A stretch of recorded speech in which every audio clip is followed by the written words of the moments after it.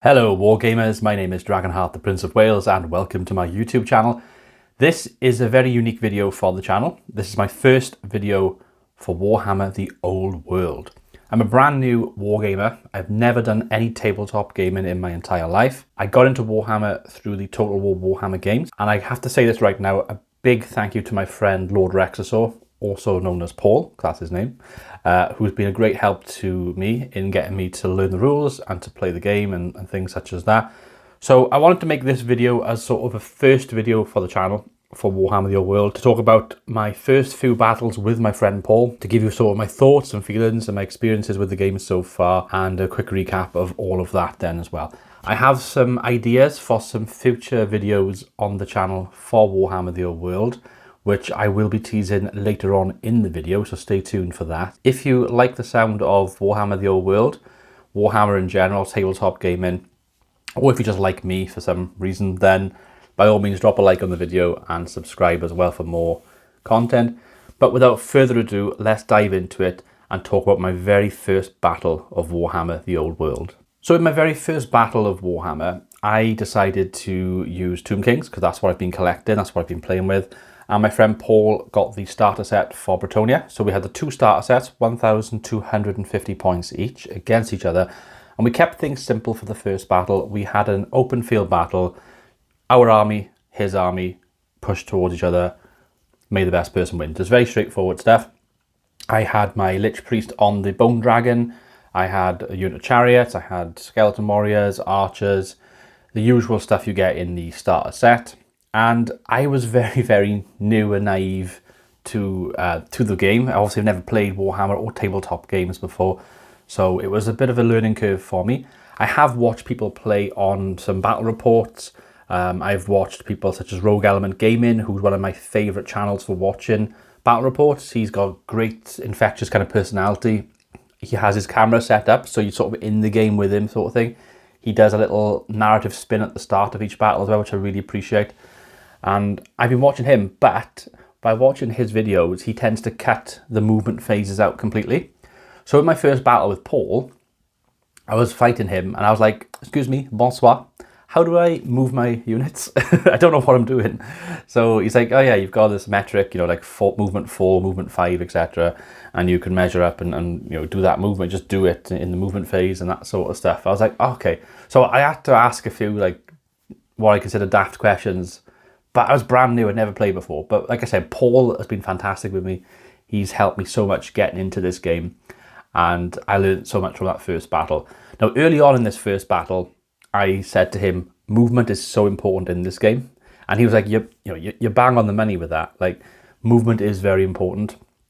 How you position your troops, how you set things up at the start of the battle, more often than not can win or lose battles just on that first kind of turn. And we had a good battle. We traded a few kills here and there. A couple of units gone from him, a couple of units gone from me. It was back and forth for a while. But I made a grave error. So I think it was like the fourth turn we were on. And I overextended with my dragon. I thought, I'm on a dragon. I can just charge in and kill most things. And I charged in against his Pegasus Knights. But he also had his Duke close by. So I was up against two very good units with a dragon which had already lost 1 or 2 wounds already, and it didn't end well. Dragon died, which is to be expected. Obviously the Lich Priest dies with it. Crumbling goes across the entire army. I lose. I did have my Tomb Prince and my Skeleton Warriors alive still. They had basically chased off one of his units off the other end of the battlefield, but they were far, far away from where this was happening with the dragon. I did have a unit of chariots left, and I basically made like a last-ditch charge, tried to do something with them, but it was just all in vain in the end. Lost my first battle, but I gained so much in experience and knowledge from that first battle, and I really, really enjoyed it. At this point, my journey had just begun, and my gateway drug had been fulfilled. My plastic gateway drug. Oh, look at me. But anyway, that was really, really fun. And then we have our second battle then. And I've actually wrote down some notes in my notepad here just to recap things. Now, I haven't got anything other than a couple of photos here and there of some of these battles because I was never ever planning to do videos like this or battle reports or anything of that nature. But our second battle was also a pitched battle. We went to 1,500 points and we did Tomb Kings versus Bretonnia again for the second time. I brought my Necropolis Knights, so they're the big snakes. I brought my Tomb Guard and I brought my Necrosphinx. I was super excited to use my Necrosphinx. Aesthetically, it's one of my favourite models in the Tomb King range. And I've done a nice paint job of navy blue and gold. So I was super looking forward to using this dude. And the second battle was a Tomb King win, finally. We finally got a victory. I was super happy with that. And basically what happened was he brought artillery to the table, which was hilarious. The first time ever against artillery. He rolls like a 1. And it's like, oh no, what do we do? Check the rule book. And probably my favourite line in the rule book. One of your crewmates permanently expires. No, sorry. One of your teammates is permanently inconvenienced, which means he's dead. We were laughing our heads off when that happened. And he rolled again a little bit later on when he finally gets his artillery up and running, and he rolled another 1, and the same thing happened. So his artillery was just stood there and did nothing all battle. His Duke was on my left flank, and my snakes were on the left flank, and my snakes took his Duke out. I did lose 2 snakes in the process. And I think I had like 1 wound remaining on one of the snakes, or 2 wounds remaining on one of the snakes, something like that. But I took out his Duke this time, which was great. The snakes are really good. I really enjoy having them in the Tomb King range. They're really fun to use. And then basically my Necrosphinx was going to charge one of his horses. His horses were deployed quite close to the edge of the battlefield. And my Necrosphinx makes the charge, to clear the charge. Obviously, he causes fear and terror and things. And they have to do a leadership test. His horses do a leadership test. They fail, and they flee off the board. My Necrosphinx literally goes, come on then. And then the horses just go, ah, and run off. It was hilarious. So they went. I was able to reposition my Necrosphinx, fly him over to the centre of the battlefield where most of the main fighting was happening. And I whittled them down. I had my Tomb Guard left. I had my Necrosphinx left.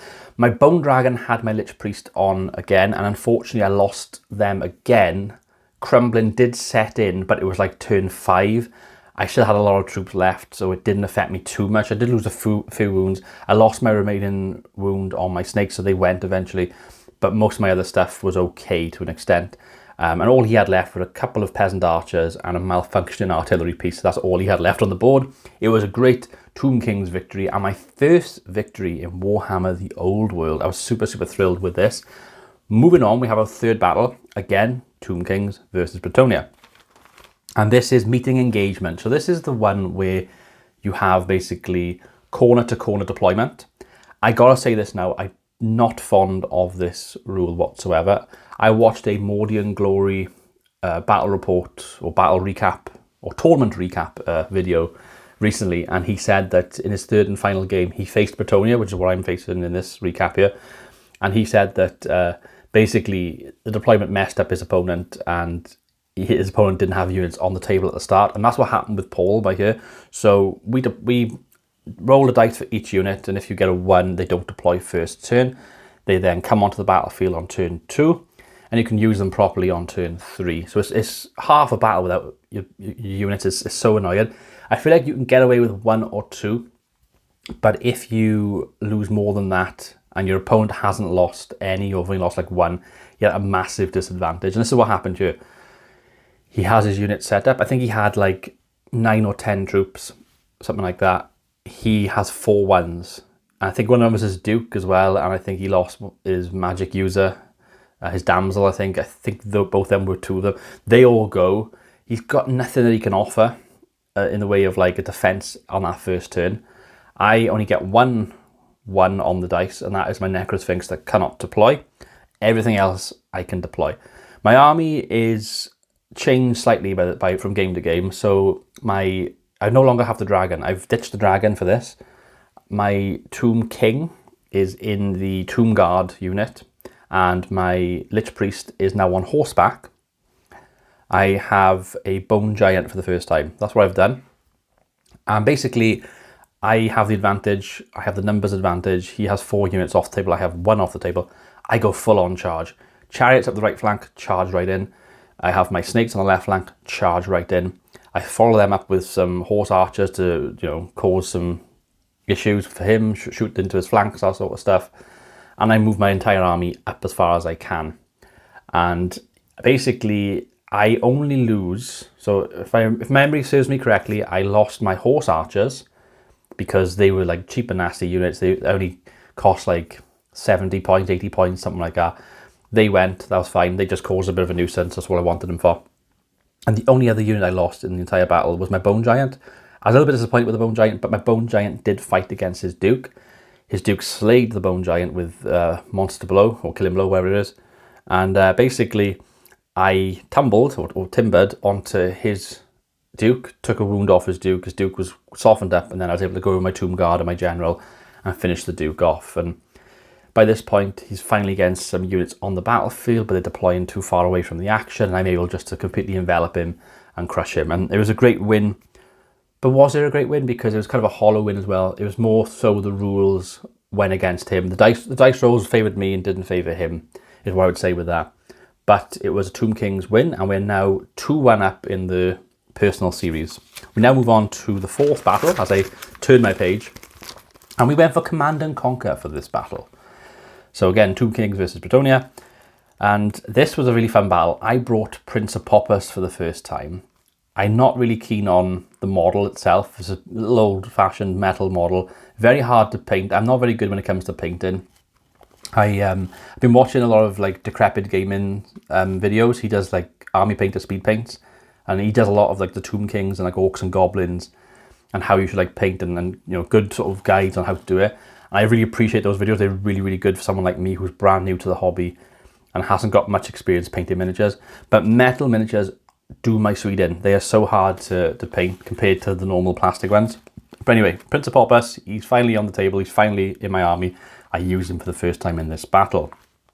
We have a nice little battle. We've got the tower in the centre. Whoever captures the tower in the centre gets 200 points to their war score, to their victory points. And the battle comes down to the final sort of few turns. And this is quite funny. So I have my Tomb Guard basically in front of the tower, and with my Tomb King, and I had my Bone Giant sort of protecting it. Prince of Popus has taken out his artillery, and he's at the far end of the battlefield. He has his Duke and a couple of other really strong units basically charge in to my Tomb Guard, but he issues a challenge to my General, Duke versus General, and I'm literally there, and I look at him and I go, I'm enjoying this, I'm really enjoying this. I kind of want to see how it plays out. I don't mind if I win or lose. I just want to see how it sort of happens. So I accept the challenge. I get slayed. I get slayed very, very quickly. And he crushes the Tomb Guard unit. He crushes my General as well, by which point I still have my Lich Priest shooting fireballs far away from him, just like around the other side of the tower, just almost like peeking out from a wall, boom, boom, boom, and then peeking back in, just doing that constantly to try and avoid like losing my Lich Priest as well. So he's wiped out most of my army. However, my Lich Priest is still alive on horseback, and Prince of Popus, on the very last turn, has flown and landed on the tower, giving me 200 points. We work out the war score. There's only 13 points between us at the end of the battle. 13 points. So it's in favour of Bretonnia. At the time, we misinterpret and we say Bretonnia have won by 13 points. They've got the victory. However, we've got since gone and looked at the scores, and it's actually a draw because you have to have 100 victory points over your opponent, which he didn't do. So Prince of Popus flying onto the tower in the very last move of the game for me basically saves me the game, and we have a draw. So very, very pleased with that. And finally, in our fifth and final battle of Warhammer, the Old World, between Bretonnia and the Tomb Kings, we'd play flank attack. Now, I'm not really keen on this one either. Your main force is at the centre, and then you secretly decide left flank or right flank. I decided right flank because there was a mountain that I could use, like a hill I could use for my archers. He deployed on his right flank, so we were like the opposite sides of the board. And you've got to position it in such a way where you've got a certain amount of points in the centre and a certain amount of points on the right flank. Because of this, and because of the way my army was, I had to put my chariot and my snakes next to each other on the right flank, quite close together, which I wasn't keen to do. My staple so far in playing this game has been chariot one flank, snakes the other flank, and then I try to dominate the flanks, try and charge up. I shoot into things with like either with archers that are supporting like the snakes, or with the war bows on my chariots. I try to like take a flank or cause a bit of mischief out on the flanks early on before I get my main line up. That's how I sort of play. But because I had them both on the same flank quite close together, I was kind of annoyed. Now, I'm going to say this to you, and if you're an old school Warhammer gamer who's quite experienced with Bretonnia, you know what's coming next. Trees. Trees next to my units, next to the chariot, next to the snakes. You know what's coming. The Green Knight. He charges out with the Green Knight. He uses the Green Knight for the first time. He charges out and he gets kills after kill. He wipes out my snakes. He wipes out my chariots. He causes a bit of mayhem. I do kill the Green Knight twice in the battle, because you kill the Green Knight, you then roll, and if it's on a certain number, the Green Knight comes back, but he comes back with 1 less wound. I believe he starts with 4 wounds. I got him down to 2 wounds, which was pretty good going by myself. But his army, the way he's positioned, he was able to come to me more than me go to him. He started taking out my Tomb Guard and things like that. One of the things I'd done in this battle, the big change I'd made, and this is something which I wholeheartedly recommend to any old world player who's playing as the Tomb Kings. I had decided to put my Tomb King, not on foot, but on the dragon for the first time. I put him onto the dragon, brought the dragon back, but I also gave him the Armour of Ages. The Armour of Ages means you get to re-roll successful wounds to wound you, so it gives you a bit like a second chance against the wounds, which is hilarious. It's so useful as well. So I was able to withstand a lot of pressure in this match. My dragon was in the center of the battlefield like a big cannonball. He took out 1 unit of Bretonnia, and then it's like, right, do you want to like hold? You're going to follow through? I was like, I'm going to follow through. I follow through again. I get another charge in on another unit. I take that unit out. I just kept going. I was like, right, I'm going to have to like fly up with this dragon and just kill whoever I can to give me any chance, because the way things have gone early on with this Green Knight, it's caused so much issue for me. But I was able to get the dragon to take out 2 units, and eventually the dragon fell at the final hurdle. You had a unit which was able to take it out. I think the dragon only had like 1 wound left, and it was gone, unfortunately. But the dragon did well. The way the battlefield had sort of panned out for me was, you had this big open space with just trees all the way around. And in this big open space, I had my Lich Priest just literally like, where do I go? What do I do? There's like danger on all sides. And then out of nowhere, boom, out of the bush, Green Knight charge into the into the Lich Priest. The Lich Priest does survive for 1 turn. I'm able to basically, I had the Talisman of Protection on him, and I was able to save some wounds. I came in clutch. It came in clutch big time, and it survived a turn. Then the Green Knight got him on the following turn, and obviously crumbling sets in, and that was annoying. MVP for me though, because it was a Bretonnia win, MVP for me was obviously the dragon. But my archers, who hadn't done much all the way through Old World so far, have actually had a fantastic game. They were on their hill, and they just shooting everything, and they were getting wounds. They were taking wounds off everything. So it was a good fun battle. So if you're keeping track, that is 5 battles we've had of Warhammer the Old World with Bretonnia and the Tomb Kings. 2 wins for Tomb Kings, 2 wins for Bretonnia, and 1 draw for the tower, the capture the tower scenario. So we're actually all even, if you're going to keep track of that. Obviously, I'm a brand new player who's learning the game for the first time, trying to work out how to play. You can notice by here, I've got my Tomb King starter box and the thing by here. I'm building up my armies. I've got a Tomb Kings. I've got more Tomb Kings units that I've just mentioned. I've got the Screaming Skull catapult. I've got the I can't remember what it's called. The Casket of Souls. I got the Casket of Souls. I've got some Ushabti. So I've got other units I've brought in that I'm using as well now. Just because I want to have a nice full roster of things. And the aim for me is just to keep playing, keep enjoying it, because it's so much fun playing this game. And then potentially I'll enter a local tournament or something if I feel confident enough. Once I've started playing against other players, or something I might potentially do. But anyway, that's the first 5 battles we've had. I have had 1 more battle since, so I'm going to put this in as a bonus. My 6th battle was my Tomb Kings versus his Skaven. So Paul is a big Skaven nerd. He has a lot of the old metal Skaven model. Skaven? I've just invented a new race, Skaven.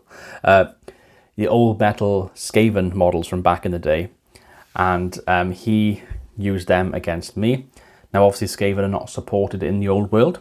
And if you look at any sort of tournament graphs and stuff, you'll see that 1, they're not taken as frequently as the other supported factions. And 2, they don't do very well when they are taken. I think they are quite underappreciated and underutilized.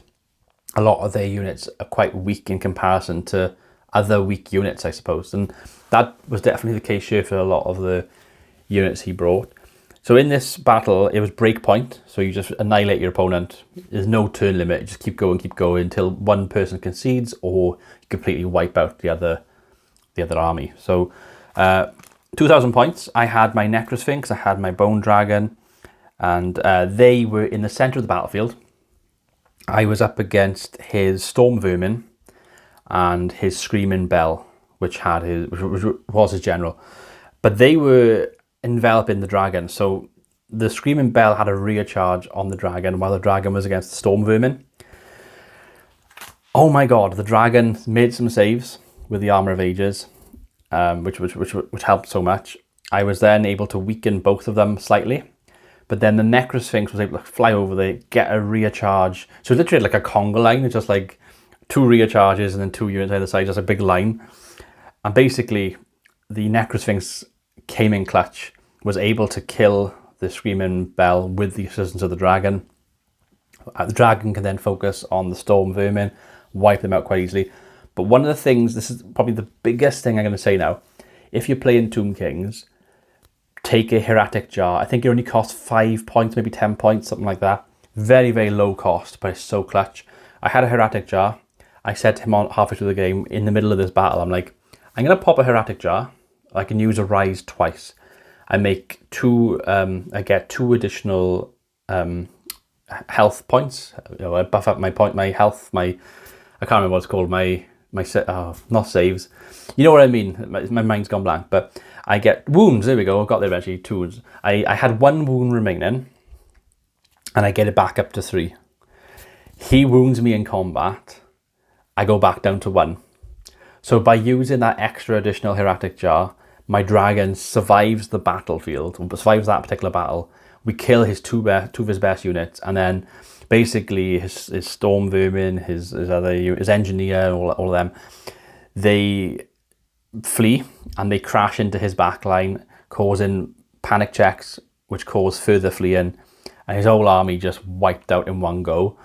It was funny. It was hilarious. I enjoyed it. But we both sort of agreed afterwards that Skaven could do with a bit of love. It would be nice if they could perhaps relook at the rules for them, maybe make a few tweaks here and there, that sort of thing. Who knows, maybe in the future, depending on how Old World continues to do, maybe they'll be re-released back into the fold as a core faction. Who knows? But that was my 6th and final battle of Old World so far. So I've had 6 battles. I thoroughly enjoyed my time playing this game. It's been so much fun. I did say at the start of this video that there's going to be a little sort of hint as what's to come. So I've got Tomb Kings, as I've mentioned throughout this video. I'm going to do a video showcasing my entire army, the paint jobs I've done, talk a little bit about each unit, what I think, how I found them, that kind of thing, a little bit of a review. Aim towards kind of people who are like myself, quite new to Warhammer, and perhaps you're looking to start a Tomb Kings army. There's going to be like a deep dive into what I think from a new player's perspective of Tomb Kings, what I think works, what I think doesn't work, and here's my entire army, and that kind of thing. I'm then going to do a video probably in a little bit, not soon, but quite some time from now. I'm going to do a army showcase of Orcs and Goblins, because I do have an Orcs and Goblins army on the way. I'm halfway through painting it, basically. It's half ready to be on the tabletop. I want to make sure it's fully painted before I do go onto the table with them. So that's going to be something coming up as well. I'm also going to do an army showcase of the Empire, because I do have a very small Empire army on the way. I have just over 1,000 points of Empire troops at the moment. Empire is getting a full release in January. They've just announced that, Games Workshop. So probably in the new year now, I might pick up a few more units, get myself up to 2,000 points, get them all painted up, and hit the table with them as well. So that's something else. And the final thing I want to mention as well is that I have a little project that I've been working on behind the scenes. In my garage, we have a wargaming table that myself and Paul and both of our wives helped us build about a week or so ago. And the idea is that whenever the store we go to is closed, like on a bank holiday, or if they've got tournaments running and there's no tables available or whatever, We've always got a table available for us to play on. It means that I can try out things in the safety of my own kind of home, if it were, without being, being too, sometimes you want to try things out in a nice safe environment before going on to like tournaments or things such as that. So there'll be a photo on the screen, or there would have been by now anyway, of this gaming table that we've built so far. I do have some pieces of terrain come in. I do have a neoprene gaming mat. It's the one that's got like desert on the one side and grass on the other. The table itself is 8 foot by 4 foot, so it's quite a large table. So we have room to have the actual mats on it to play, but room for all our like cards and dice and our models to be put to the side, that kind of thing as well. So really looking forward to playing on the table. It's going to be an absolute blast when we do eventually get to that. And I'm going to end this rather random video here. So I've been Dragonheart, the Prince of Wales. Thank you so much for watching. Until next time, goodbye.